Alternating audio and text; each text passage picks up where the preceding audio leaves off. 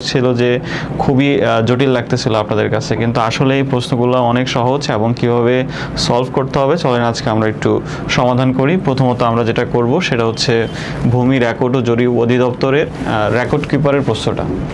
তো দেখেন কি দেওয়া আছে। প্রথমত বলা আছে যে একটি সমকোণী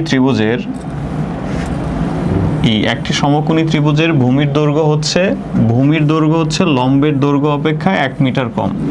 তাহলে আমাদের আসলে প্রথমত যেটা করতে হবে যে সমকোণী ত্রিভুজটা দেখতে হবে কেমন। ধরে নিচ্ছি এটা একটা সমকোণী ত্রিভুজ।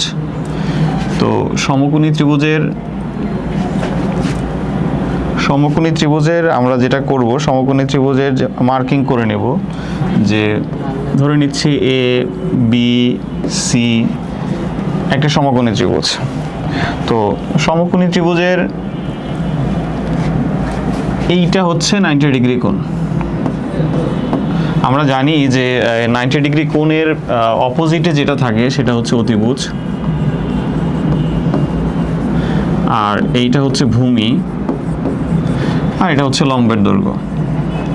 তা এখন আমাদের প্রশ্নে বলে দিচ্ছে যে ভূমির দৈর্ঘ্য লম্বের দৈর্ঘ্য অপেক্ষা 1 মিটার কম। তার মানে কার থেকে কম?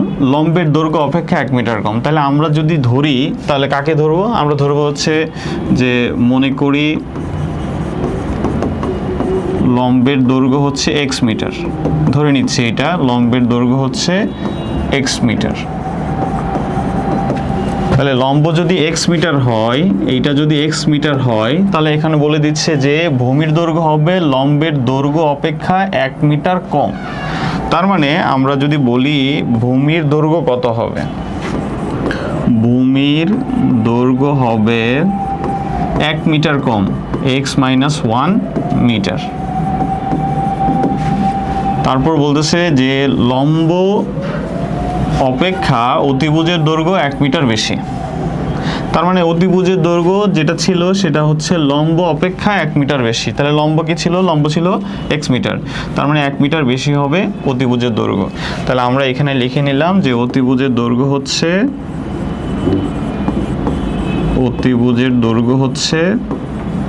লম্ব অপেক্ষা। তাহলে একটু খেয়াল করি যে লম্ব কি ছিল? লম্ব ছিল x মিটার। তাহলে লম্ব যদি x মিটার হয় তাহলে অতিভুজের দৈর্ঘ্য হবে x + 1 মিটার।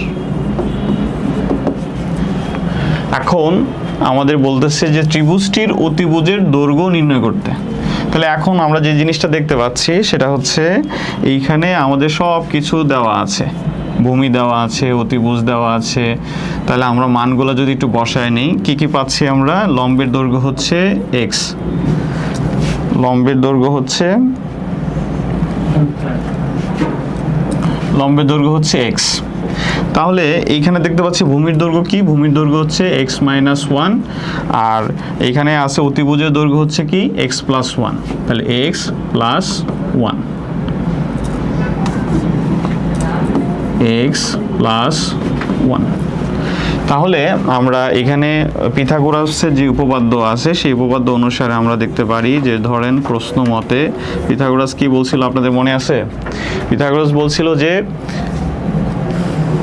একটি সমকোণী ত্রিভুজের অতিভুজের উপর বর্গ তার অপর দুই বাহুর উপর বর্গের সমষ্টির সমান। অর্থাৎ আমরা জানি যে ভূমি স্কয়ার প্লাস লম্ব স্কয়ার এইটা সমান হবে অতিভুজ স্কয়ার।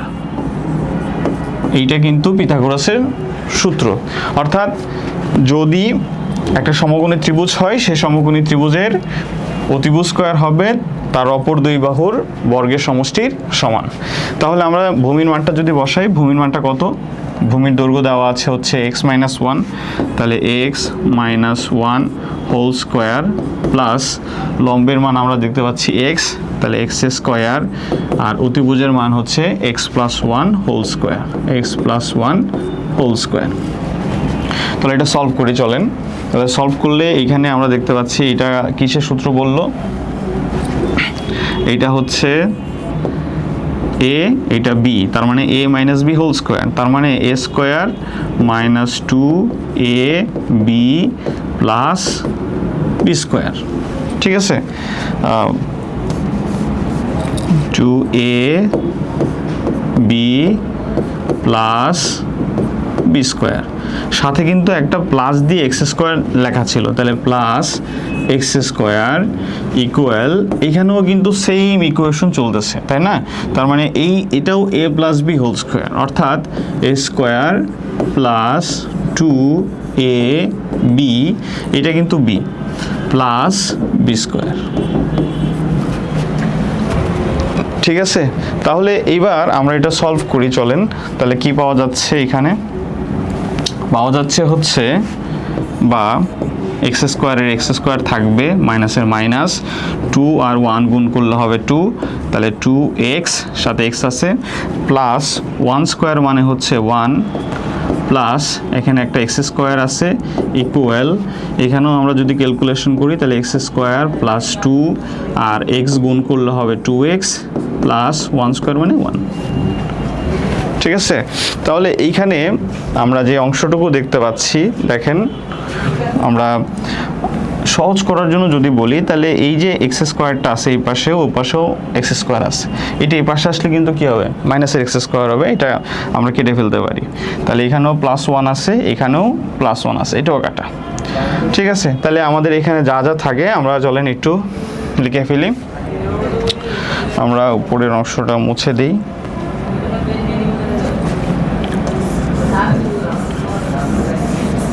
এই অংশটা আমরা, আপনার মনে রাখবেন যে এখানে লম্বের দৈর্ঘ্য আমরা ধরে নিচ্ছিলাম।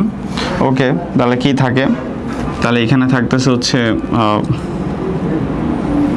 -2x, আর এখানে কিন্তু -2x আছে, আর এখানে আছে প্লাসের এক্স স্কোয়ার, তাহলে এখানে হচ্ছে প্লাসের এক্স স্কোয়ার, আর এই ইকুয়াল দেবে, তারপরে এখানে আছে হচ্ছে প্লাসের 2x।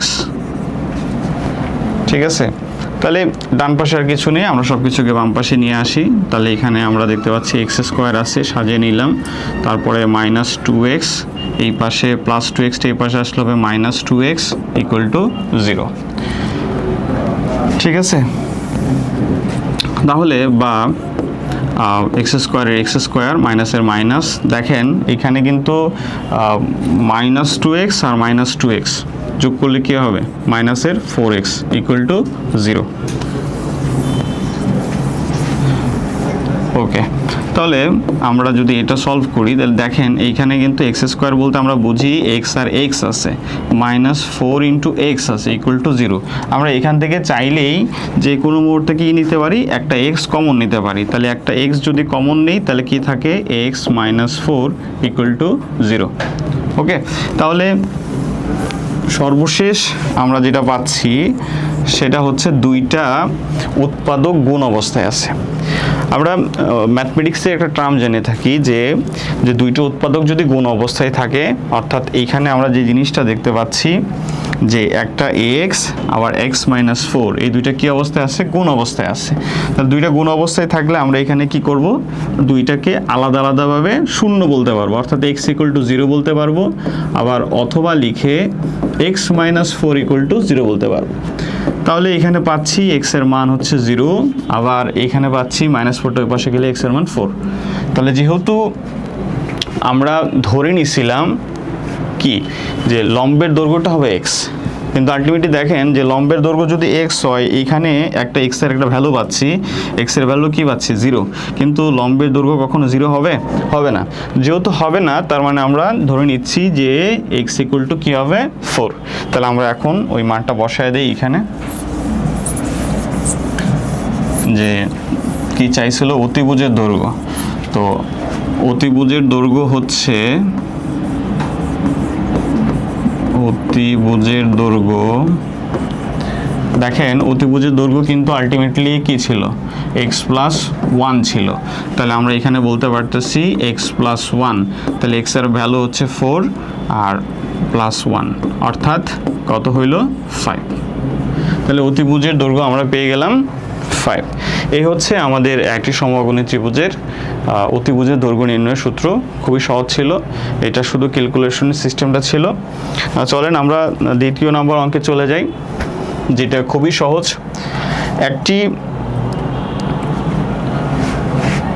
একটি দ্রব্য তালিকায় লিখিত মূল্যের উপর 10% কমিশন দেওয়া আছে। 10% কমিশন দিয়ে বিক্রি করায় 20% লাভ হয়। খেয়াল করেন এইখানে কি হইল, 20% লাভ হয়েছে। আবার এখানে বলে দিছে ওরা এখানে কি হবে, 20% লাভ হবে। এখন আমাদের যেটা বের করতে হবে, সেই যদি এটার তালিকায় কত ধার্য ছিল, মানে একটা মূল্য যখন বিক্রি করা হয় তখন দেখবেন যে প্রোডাক্টের গায়ে দাম লেখা থাকে, সেই দামটার কত ছিল সেটা বের করতে আমাদেরকে বলতেছে। তো আমরা যখন অঙ্ক শুরু করব তখন দেখব যে এইটা আসলে মূলত কত টাকা দিয়ে কিনছিল। তো এটার ক্রয় মূল্যটা বের করতে হবে। আমরা প্রথমত ধরে নিচ্ছি যে মনে করি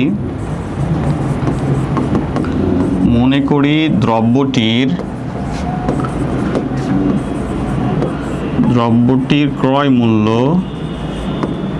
নর্মালি আমরা যেটা ধরি সেটা হচ্ছে কত, 100 টাকা ধরে নিই। একটু খেয়াল করেন, এখন এই পণ্যটা কিন্তু 10% কমিশন দিছে। মনে রাখবেন কমিশন দেওয়া মানে হচ্ছে ওই যে মূল্যটা লেখা ছিল, অর্থাৎ আপনি যে মূল্যটা কিনেছিলেন সেই মূল্যের থেকেও কিছুটা কম।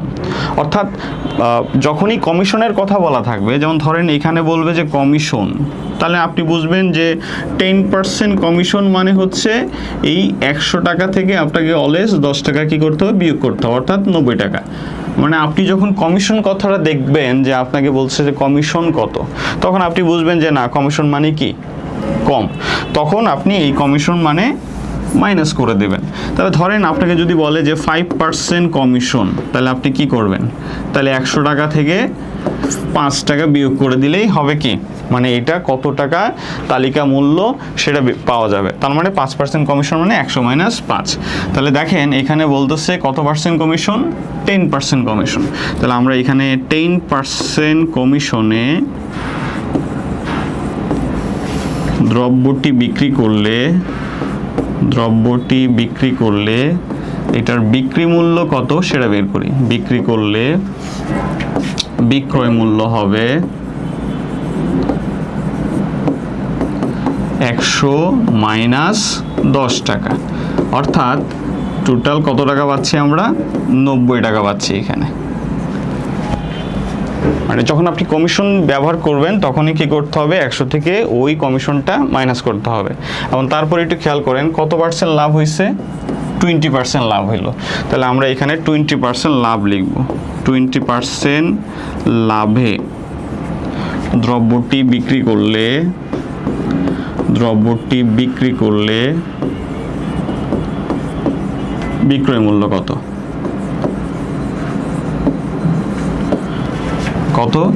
বিক্রয় মূল্য লাভ মানে হচ্ছে প্লাস কত, 20 টাকা, অর্থাৎ 120 টাকা লাভ হলো। প্রথমত একটা জিনিস খেয়াল করে দেখেন যে এখানে আমাকে বলতেছে যে কার উপরে ডিপেন্ড করতে হবে, ক্রয় মূল্যের উপর ডিপেন্ড করে আমাকে কত টাকা তালিকায় ধার্য ছিল সেটা বের করতে হবে। তাহলে এই যে 90 যে বিক্রয় মূল্য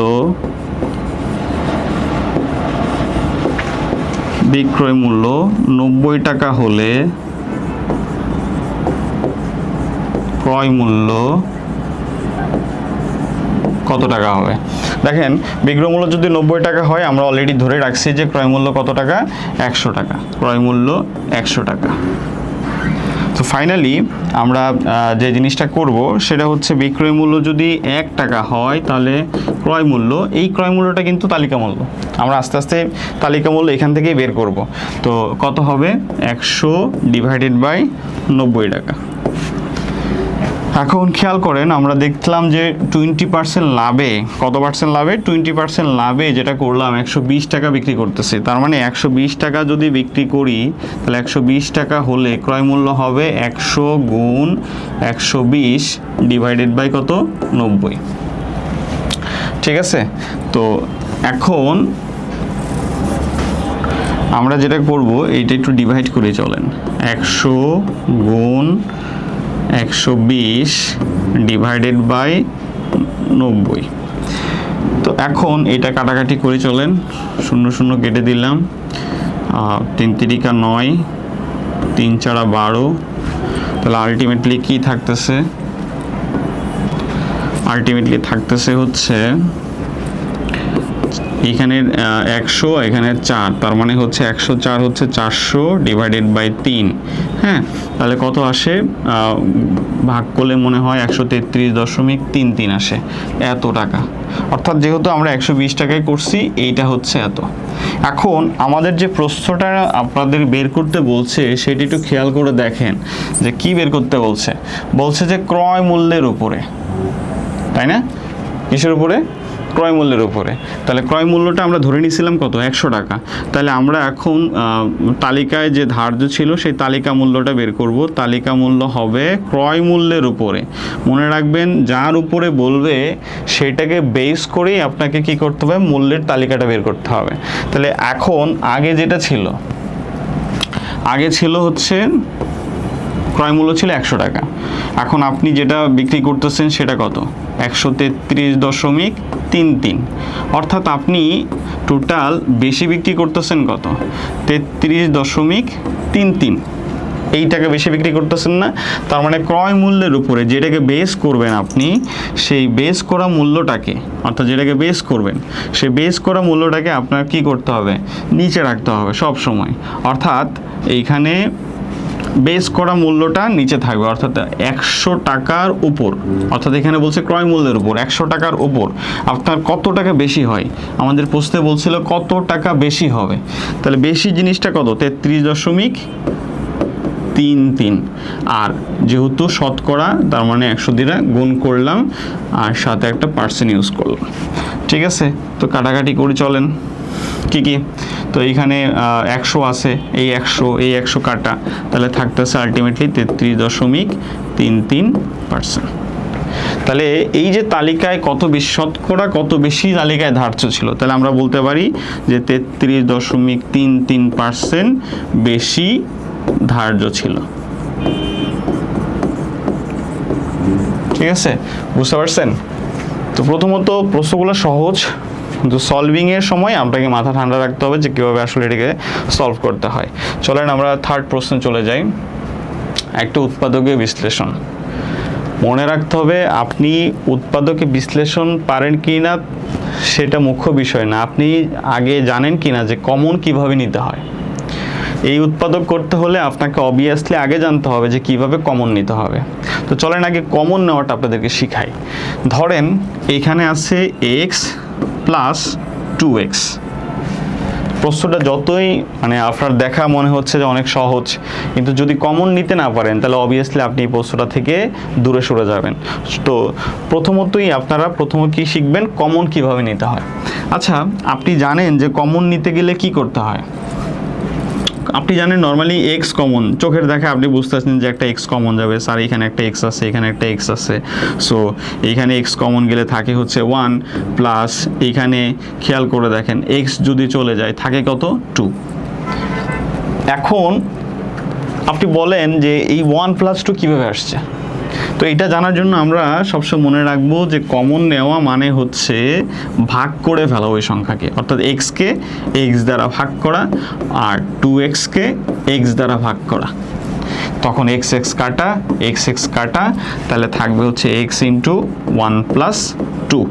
এই হচ্ছে কমন নেওয়ার সিস্টেম। তো আবার একটা কমন নিই আমরা। কমন ছাড়া আসলে এটা আপনি কখনোই করতে পারবেন না। যে কমন নেওয়ার সিস্টেমটা যদি জানেন তাহলে করতে পারবেন। ধরেন লেখা আছে এক্স প্লাস ওয়াই, এইখান থেকে আপনাকে বললো যে ওয়াই কমন নিতে হবে। এখান থেকে কী কমন নেবেন? Y common. কিন্তু আপনি দেখতেছেন এখানে একটা এক্স আছে, এখানে ওয়াই আছে। আপনি যে গতানুগতিক কমন নেওয়াটা শিখছেন সেই কমন নেওয়ার মধ্যে এটা আছে নাই কিন্তু। তো প্রথমত আপনি করবেন এক্স কি কমন নেবেন? ওয়াই কমন নেবেন। ধরেন আপনি ওয়াই কমন নিলেন। আমরা বললাম যে কমন নেওয়া মানে কি করতে হবে? ওই সংখ্যাকে যা দিয়ে আমরা হচ্ছে কমন নিচ্ছি ওইটা দিয়ে ভাগ করে ফেলতে হবে। কারণ খেয়াল করে দেখেন আমরা এখানে কি নিলাম, ওয়াই। আমরা হচ্ছে ওয়াই নিচ্ছি, এখানে কি কমন নিচ্ছি? ওয়াই কমন নিচ্ছি। তাহলে ওই সংখ্যাকে আমরা ওয়াই দ্বারা কি করব? ডিভাইড করে দেব। তো পরে আমরা দেখি যে এখানে প্লাস যে সংখ্যা ছিল ওয়াই, তাকে আমরা এখন ডিভাইড করব কি দিয়ে? যে সংখ্যা আমরা কমন নিচ্ছি ওই সংখ্যা দিয়ে ভাগ করব। ঠিক আছে, তাহলে কমন নেওয়া মানে কি? ওই সংখ্যা দ্বারা ভাগ। তাহলে চলেন আমরা দেখি 2x প্লাস 3 থেকে এই 2x প্লাস 3 থেকে আমরা কিভাবে কমন নিব? ধরেন আমরা 2 কমন নিতে চাচ্ছি, তাহলে হবে x কে কি দ্বারা ভাগ? 2 দ্বারা ভাগ, আর 3 কে কি দ্বারা ভাগ? 2 দ্বারা ভাগ। তখন এই 2 কাটা যাবে, তাহলে আলটিমেটলি থাকবে হচ্ছে x প্লাস 3/2। বুঝতে পারছেন? তার মানে আপনাকে যে জিনিসটা শিখতে হবে সেটা হচ্ছে কিভাবে কমন নিতে হয়, সেই অংশটা আপনাকে জানতে হবে, তখনই আপনি এই উৎপাদকের বিশ্লেষণ সলভ করতে পারবেন। তো চলেন, আশা করি আপনি কমন নেওয়া শিখেছেন, ভাবলাম এবার আমরা এটা সলভ করি। ওকে, তো প্রথমত যেটা দেওয়া আছে হচ্ছে 4x², এইটাকে আমরা ভাঙবো। 4x² মানে আমরা ভাঙতে পারি কিভাবে? 2x² প্লাস এইটাকে যদি আমরা ভাঙি তাহলে কীভাবে ভাঙতে পারবো? 1/2x এইটার উপর হোল স্কোয়ার মাইনাসের 2, 4x যেভাবে আছে ওভাবেই থাকলো, -1/x। এখন খেয়াল করেন a² প্লাস b² হয়ে আছে। আমরা যদি এটাকে চিন্তা করি, এইটা হচ্ছে a², এইটা হচ্ছে b², আর এখানে মাইনাস সূত্রে একটা 2 আছে। তাহলে এখন এইটাকে যেহেতু আমরা ক্যালকুলেশন করছি, তার মানে আমরা a² ধরে নিচ্ছি a² সূত্রের মাইনাস সূত্রের 2, a যদি ধরি তাহলে a কত? a হচ্ছে 2x, b কত? b হচ্ছে 1/2x। অর্থাৎ আমরা এই মুহূর্তে এইখানে যে কাজটা করলাম, এইটাকে a চিন্তা করলাম, এইটাকে b চিন্তা করলাম, তাহলে আমাদের যে সূত্রটা আমরা জানি, সেই সূত্রটা কি জানি? যে a মাইনাস b হোল স্কোয়ারের সূত্র হচ্ছে a² minus 2ab plus b²। এইটা আমরা এখানে অ্যাপ্লাই করা শুরু করতেছি। দেখেন এইখানে আছে a² মাইনাস 2ab, অর্থাৎ আমরা যদি এটা বলি a² মাইনাস 2ab, আর তাহলে এখন কি হবে? প্লাসের b²। তাহলে b কত? b চিন্তা করছি আমরা কাকে? 1/2x কে। তাহলে 1/2x এইটার উপর হোল স্কোয়ার।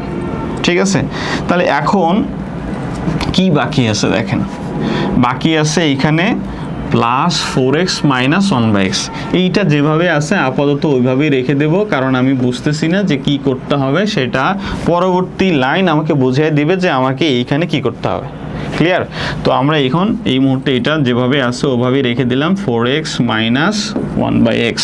ওকে, এখন এটা সলভ করি চলেন। তাহলে কি হলো? a² minus 2ab plus b² সূত্র কি? a মাইনাস b এইটার উপর হোল স্কোয়ার। ওকে, খেয়াল করে দেখেন এই মুহূর্তে আমরা যেই কাজটা করলাম, এই এতটুকুর কাজ কিন্তু আমরা করে ফেলছি।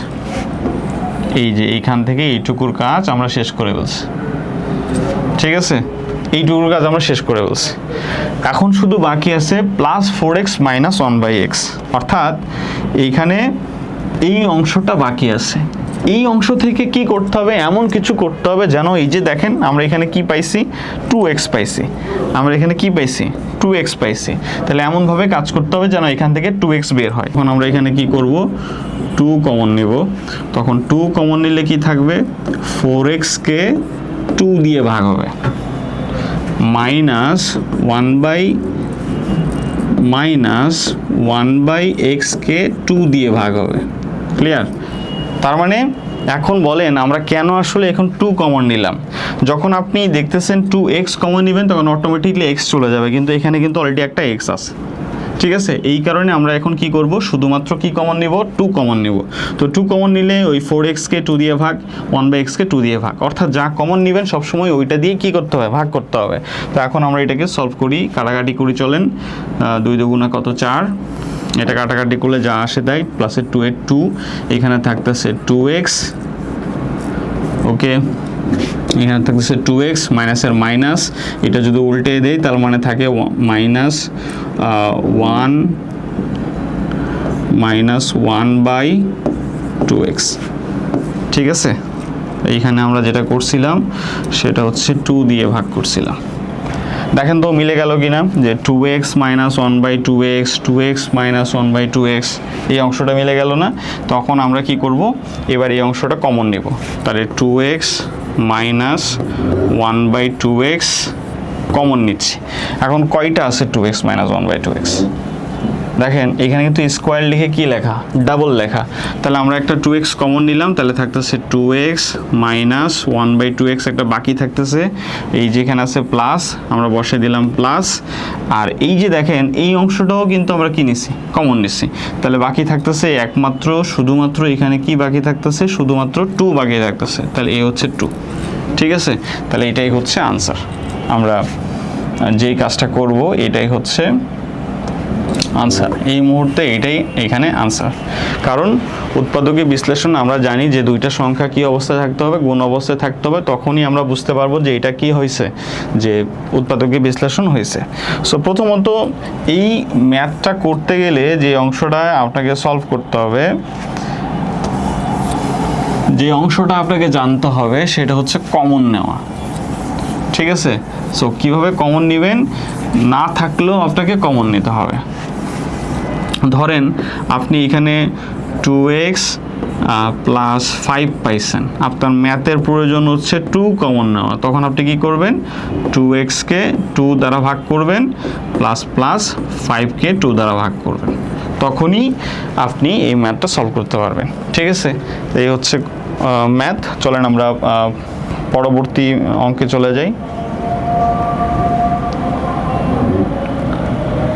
ওকে, এটা হচ্ছে একটা সূচকের অঙ্ক। এই সূচকের অঙ্ক করতে গেলে আপনাকে প্রথমত যেটা শিখতে হবে সেটা হচ্ছে এই রুটের ভ্যালু কত। এই রুটের ভ্যালু আমরা জানি হচ্ছে হাফ। রুটের ভ্যালু কত, হাফ। তাহলে ধরেন এইখানে আছে কিউব রুট, তখন এটার ভ্যালু আপনি বলবেন কত, 3/1। যদি এই রুটের এইখানে সংখ্যা থাকে 5, তাহলে আপনি বলতে পারবেন এটা হচ্ছে, এটার ভ্যালু কত, 1/5। তো আলটিমেটলি এইখানে রুট 5 দেওয়া আছে, তার মানে এই যে রুট 5 দেওয়া আছে এইটার উপরে একটা পাওয়ার হিসেবে আছে n, ইকুয়াল টু কত, 125। এইটা যদি হয় তাহলে আমাকে বলতেছে এখান থেকে একটা ভ্যালুর মান বের করতে হবে, অর্থাৎ n স্কোয়ারের মান কত, প্লাস n কত, মাইনাস 1 কত। তাহলে আমরা যদি এখানে n কত সেটা বের করতে পারি তাহলে কিন্তু আমরা এটা সলভ করতে পারবো। তো আমাদের প্ল্যান থাকবে মাথায় কি করতে হবে, n এর ভ্যালু বের করতে হবে। তো চলেন আমরা n এর ভ্যালুটা বের করি। তাহলে আমরা আপনাদেরকে শিখাইছিলাম যে রুট মানে কত, রুটের ভ্যালুটা কত, হাফ। তাহলে আমরা এখন মানটা বসায় দিই, 5-এর 5, এইটার উপর হচ্ছে হাফ, আবার এইটার উপরে খেয়াল করে দেখেন একটা n পাওয়ার আছে, তাহলে হচ্ছে n পাওয়ার। এখন 125 যদি আমরা ভাঙি তাহলে 125কে ভাঙলে আমরা যেটা পাবো সেটা হচ্ছে 5×5 = 5, অর্থাৎ 5 কত, কিউব পাবো। তার মানে আমরা এখানে লিখতে পারি 5-এর কিউব। ছোটবেলা থেকে আমরা সবাই জানি যে সূচকে কি করতে হয়, x এর উপর y থাকলে, এইটার উপর z থাকলে, এইটার উপর 2 থাকলে কি করে, সূচকের রোল কি বলে, সূচকের রোল বলে যে আমাদের পাওয়ারের উপর যদি পাওয়ার থাকে, অর্থাৎ পাওয়ারের উপর যদি পাওয়ার থাকে, পাওয়ারের উপর যদি পাওয়ার থাকে তখন আমরা কি করব, এটাকে এখানে y পাইছি আমরা, ধরেন ভ্যালু পাইছি কত,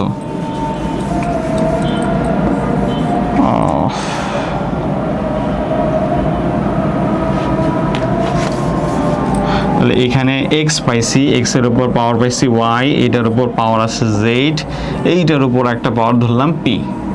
তাহলে আলটিমেটলি যখন এরকম হবে তখন আমরা এটাকে কি করব, আলটিমেটলি তখন আমরা কি করব, এই পাওয়ারের সাথে এই পাওয়ারের গুণ, এই পাওয়ারের সাথে এই পাওয়ারের গুণ হবে, আর এই y এর সাথে z এর গুণ হবে, z এর সাথে p এর গুণ হবে, তখন হবে কত, x to the power y, এরপরে আছে z, এরপরে আছে p। অর্থাৎ পাওয়ারের উপর যখন পাওয়ার থাকবে তখন পাওয়ারগুলো কি হবে, গুণ হয়ে যাবে। তো চলেন আমরা গুণ করি, কিন্তু মাথায় রাখতে হবে আমাদের প্ল্যান হচ্ছে কি বের করা, n এর ভ্যালু বের করা। সো চলেন আমরা n এর ভ্যালুটা একটু বের করার চেষ্টা করি। ওকে, একটু খেয়াল করেন যে আমরা এখানে দেখতে পাচ্ছি হাফের উপরে কি আছে, পাওয়ার আছে কত, n। তাহলে 5 টু দি পাওয়ার হাফ গুণন n ইকুয়াল টু 5 কিউব। তাহলে আমরা জানি পাওয়ার পাওয়ার গুণ হয়, তাহলে n আর 1 গুণ করলে হবে n/2 ইকুয়াল টু 5 কিউব। যখন আপনি দেখবেন যে বেস মিলে গেছে তখন কি করতে হবে, যে বেসটাকে বাদ দিতে হবে। অর্থাৎ বেস যখন আপনি বাদ দিবেন তখন দেখেন উভয় পাশ থেকে 5 টোটালি অফ, মানে ভিত্তি বাদ যাবে। যখন ভিত্তি অফ হয়ে যাবে তখন আমরা দেখতে পাচ্ছি এখানে থাকতেছে হচ্ছে n/2 ইকুয়াল 3।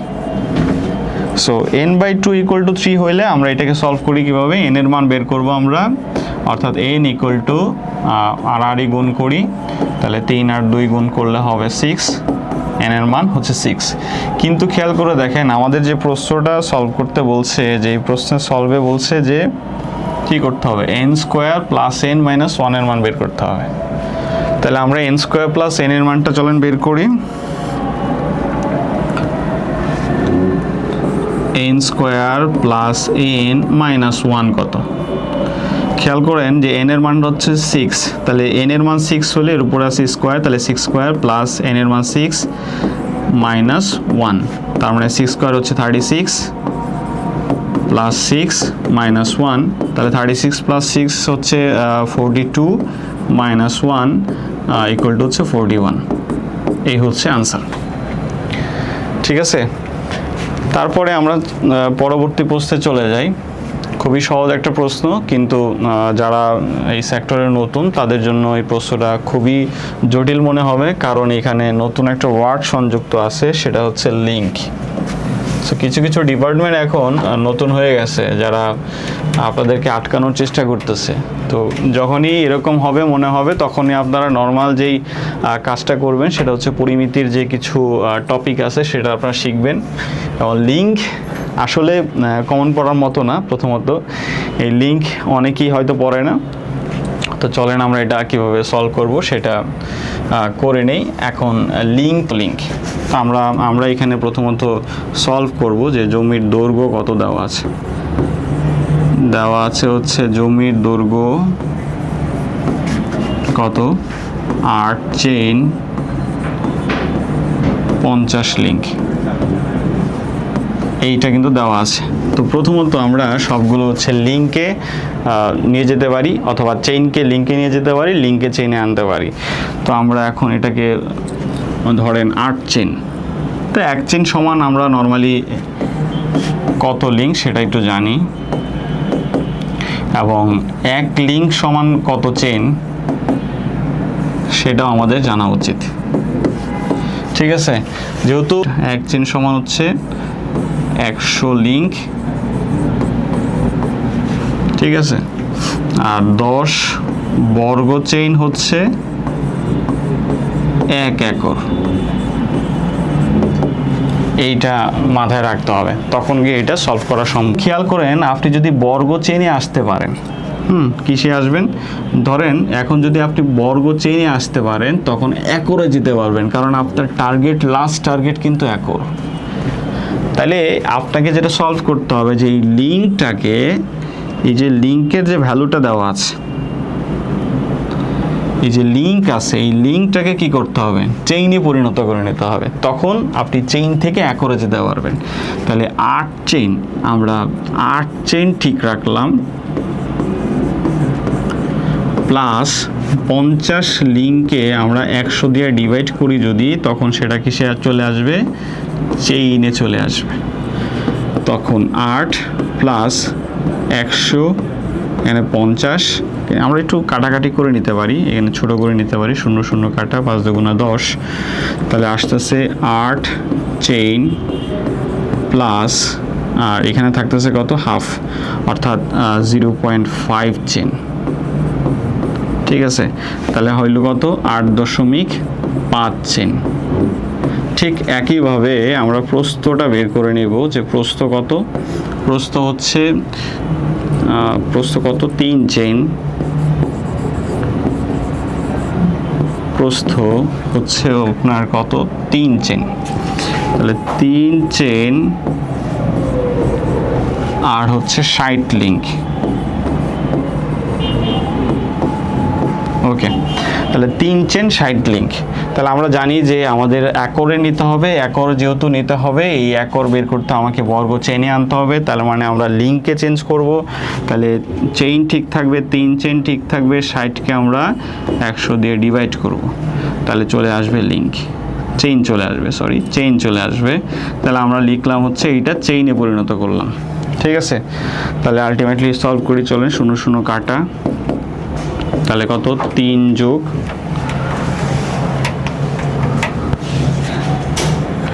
কিছু বলবেন? ও আচ্ছা, আমরা সলভ করি চলেন। 6কে 10 দিয়ে ডিভাইড করি যদি আমরা, তাহলে কত আসে 0.6 চলে আসে, অর্থাৎ 0.6 চেইন, অর্থাৎ কত